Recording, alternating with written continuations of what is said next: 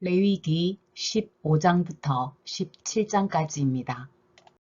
레위기 15장. 주님께서 모세와 아론에게 말씀하셨다. 너희는 이스라엘 자손에게 말하여라. 그들에게 이렇게 일러라. 어떤 남자가 성기에서 고름을 흘리면 그는 이 고름 때문에 부정하다. 다음은 고름을 흘리는 남자와 관련하여 부정하게 되는 경우들을 밝힌 규례이다. 이 남자의 몸에서 고름이 줄곧 흘러나오든지 그 남자의 몸에 고름이 고여 있든지 하면 그는 그것 때문에 부정하다. 고름을 흘리는 남자가 눕는 자리는 모두 부정하다. 그가 앉는 자리도 모두 부정하다. 그의 잠자리에 닿는 사람은 모두 그 옷을 빨고 물로 목욕을 하여야 한다. 그래도 그는 저녁 때까지 부정하다. 고름을 흘리는 남자가 앉았던 자리에 앉은 사람들도 그 옷을 빨아야 하고 물로 목욕을 하여야 한다. 그래도 그는 저녁 때까지 부정하다. 고름을 흘리는 남자의 몸에 닿는 사람들도 모두 그 옷을 빨고 물로 목욕을 하여야 한다. 그래도 그는 저녁 때까지 부정하다. 고름을 흘리는 남자가 뱉은 침이 깨끗한 사람에게 튀면 침 묻은 그 사람은 옷을 빨고 물로 목욕을 하여야 한다. 그래도 그는 저녁 때까지 부정하다. 고름을 흘리는 남자가 타고 다니는 안장도 모두 부정하다. 그리고 그 고름을 흘리는 남자가 깔았던 어떤 것에 닿은 사람은 누구든지 저녁 때까지 부정하다. 그런 물건을 옮기는 사람도 그 옷을 빨고 물로 목욕을 하여야 한다.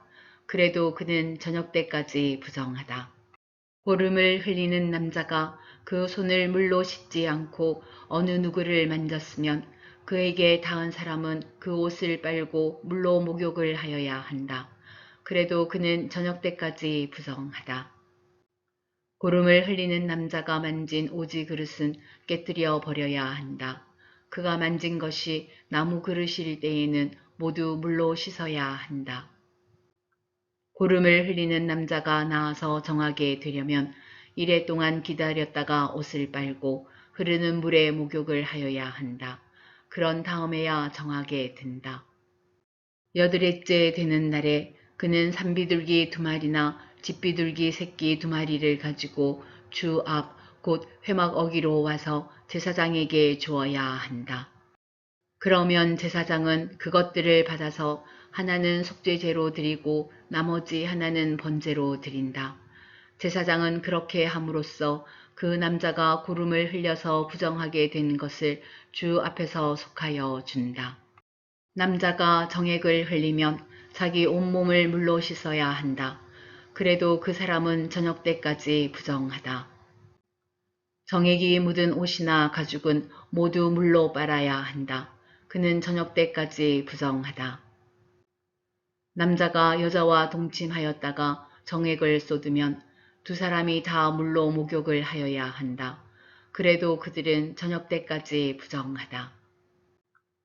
여자가 몸에서 피를 흘릴 때에 그것이 그 여자의 몸에서 흐르는 월경이면 그 여자는 이래 동안 불결하다. 그 여자에게 닿는 남자는 모두 저녁 때까지 부정하다. 그 여자가 불결한 기간에 눕는 자리는 모두 부정하다. 그 여자가 앉았던 모든 자리도 부정하다. 그 여자의 잠자리에 닿는 남자는 모두 옷을 빨고 물로 목욕을 하여야 한다. 그 남자는 저녁 때까지 부정하다. 그 여자가 앉았던 자리에 닿은 남자는 누구나 옷을 빨고 물로 목욕을 하여야 한다. 그 남자는 저녁 때까지 부정하다. 그 여자가 눕는 잠자리든 앉은 자리든 어떤 남자가 그 자리에 닿으면 그 남자는 저녁 때까지 부정하다. 어떤 남자가 그 여자와 동침하면 그 여자의 불결한 상태가 그 남자에게 옮아서 이래 동안 부정하고 그 남자가 눕는 잠자리도 모두 부정하다. 어떤 여자가 자기 몸이 월경기간이 아닌데도 여러 날 동안 줄곧 피를 흘리거나 월경기간이 끝났는데도 줄곧 피를 흘리면 피가 흐르는 그 기간 동안 그 여자는 부정하다. 몸이 불결한 때와 같이 이 기간에도 그 여자는 부정하다. 그 여자가 피를 흘리는 동안 눕는 잠자리는 모두 월경 기간에 눕는 잠자리와 마찬가지로 부정하고 그 여자가 앉는 자리도 월경 기간에 앉는 자리가 부정하듯이 모두 부정하다. 누구나 이런 것들에 닿으면 부정하다. 그는 옷을 빨고 물로 목욕을 하여야 한다. 그는 저녁 때까지 부정하다.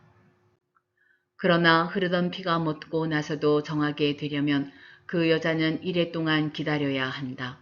그런 다음에야 정하게 된다. 여드레째 되는 날에 그 여자는 산비둘기 2마리나 집비둘기 새끼 2마리를 회막 어기의 제사장에게로 가져와야 한다. 그러면 제사장은 그것들을 받아서 하나는 속죄제로 드리고 나머지 하나는 번제로 드린다.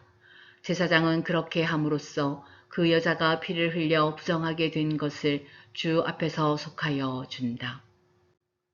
너희는 이스라엘 자손이 부정을 타지 않도록 하여라. 그들 가운데 있는 나의 성막을 부정하게 하였다가는 그것 때문에 그들은 죽음을 면하지 못한다.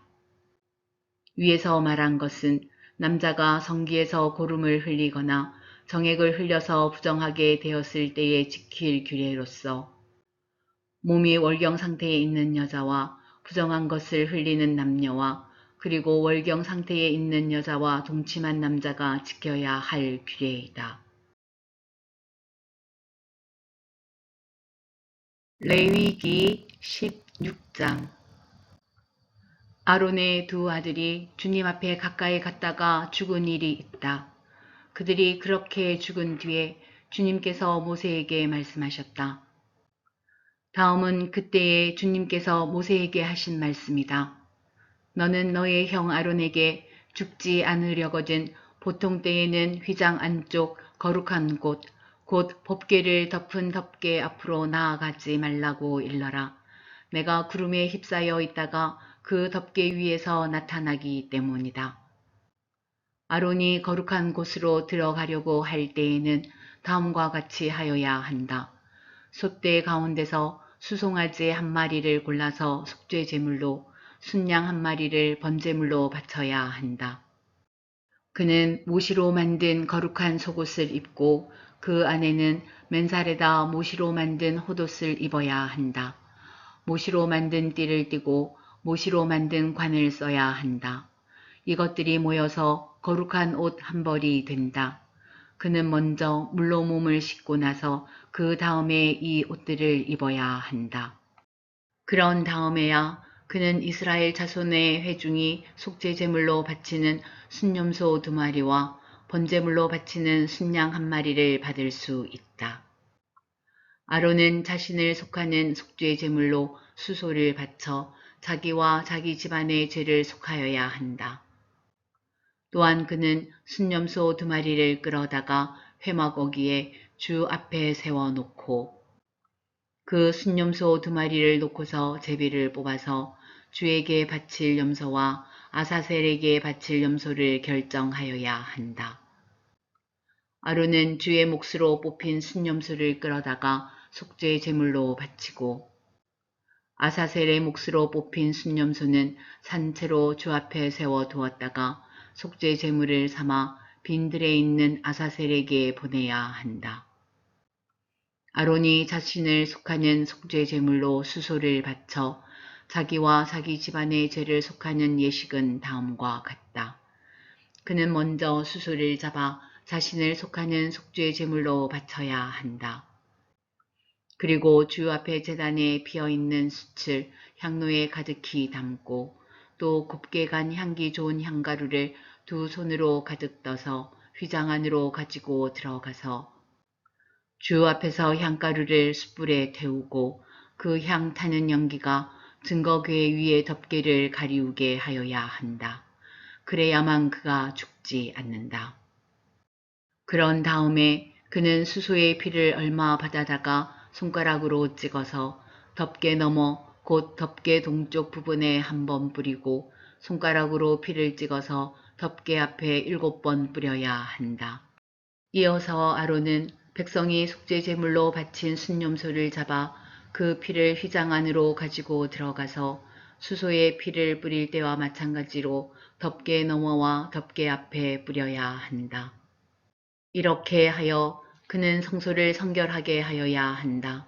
이스라엘 자손이 부정을 탔고 그들이 온갖 죄를 지었으므로 성소마저 부정을 탔기 때문이다. 그는 같은 방법으로 회막도 성결하게 하여야 한다. 부정탄 백성이 드나들어서 회막도 부정을 탔기 때문이다. 아론이 자기와 자기 집안과 이스라엘 온 회중의 죄를 속하려고 성소 안으로 들어가서 예식을 올리는 동안에는 아무도 회막 안에 있어서는 안 된다. 성소 안에서 치르는 예식이 끝나면 아론은 주 앞에 있는 제단으로 나아가서 그 제단을 성결하게 하는 예식을 올리고 잡은 수소의 피와 순념소의 피를 받아다가 제단 뿔에 돌아가면서 발라야 한다. 그리고 그는 그 피를 자기 손가락으로 찍어 제단 위에 7번 뿌려서 부정하게 된 이스라엘 자손 때문에 같이 부정하게 된 제단을 정하게 하고 거룩하게 하여야 한다. 이렇게 하여 아론은 성소와 회막과 제단을 성결하게 하는 예식을 마치게 된다.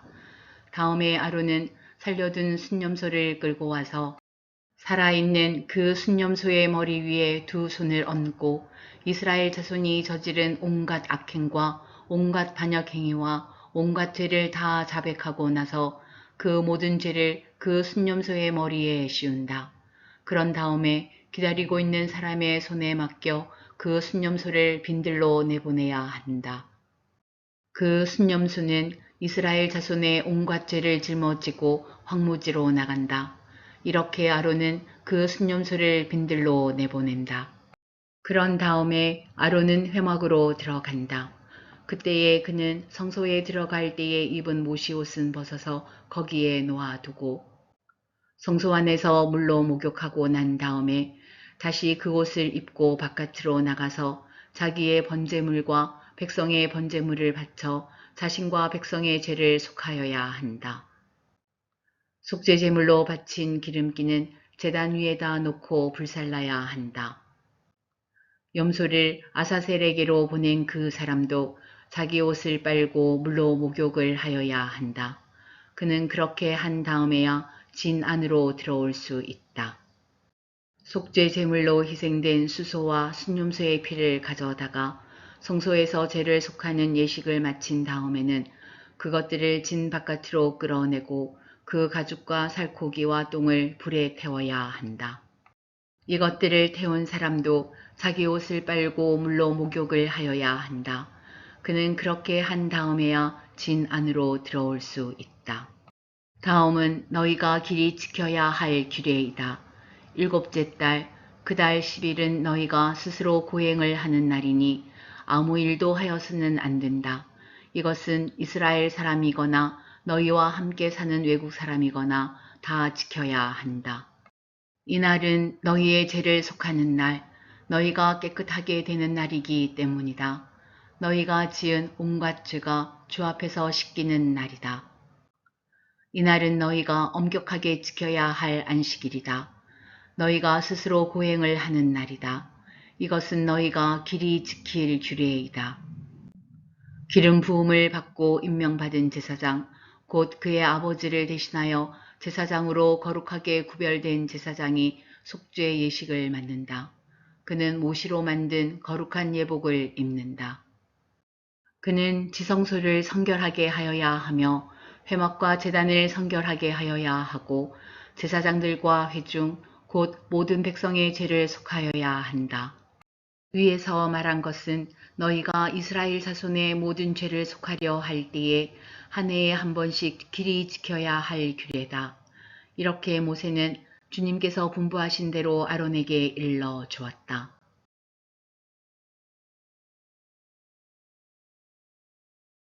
위기 17장. 주님께서 모세에게 말씀하셨다. 아론과 그의 아들들에게 그리고 온 이스라엘 자손에게 일러라.